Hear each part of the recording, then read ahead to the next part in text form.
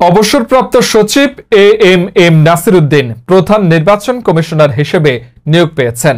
রাষ্ট্রপতি মোহাম্মদ শাহাবুদ্দিন তার সাংবিধানিক ক্ষমতা বলে এই নিয়োগ দিয়েছেন। একই সঙ্গে আরও ৪ নির্বাচন কমিশনার নিয়োগ দিয়েছেন তিনি। নাসির উদ্দিন বিসিএস প্রশাসন ১৯৭৯ ব্যাচের নিয়মিত একজন কর্মকর্তা।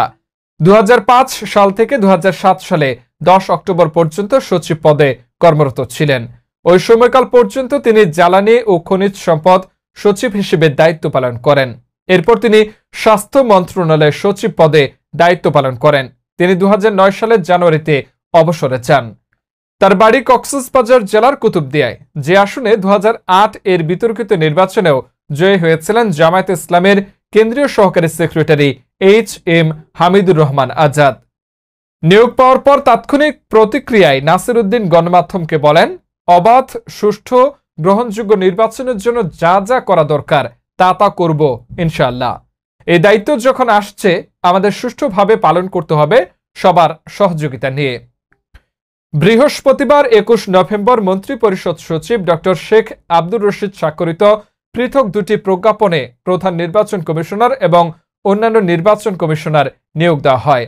অন্য ৪ নির্বাচন কমিশনার হলেন অতিরিক্ত সচিব অবসরপ্রাপ্ত মোহাম্মদ আনোয়ারুল ইসলাম সরকার, জেলা ও দায়রা জজ অবসরপ্রাপ্ত আব্দুর রহমানেল মাসুদ, যুগ্ম সচিব অবসরপ্রাপ্ত বেগম তহমিদা আহমদ এবং ব্রিগেডিয়ার জেনারেল অবসরপ্রাপ্ত আবুল ফজল মোহাম্মদ সানাউল্লাহ। এর আগে নির্বাচন কমিশন পুনর্গঠনে আইন অনুযায়ী গত ২৯ অক্টোবর আপিল বিভাগের বিচারপতি জুবাইর রহমান চৌধুরীর নেতৃত্বে ৬ সদস্যের সার্চ কমিটি গঠন করা হয়। ওই কমিটি যাচাই বাছাই করে ১০ জনের একটি তালিকা বুধবার ২০ নভেম্বর রাষ্ট্রপতির দপ্তরে পাঠান।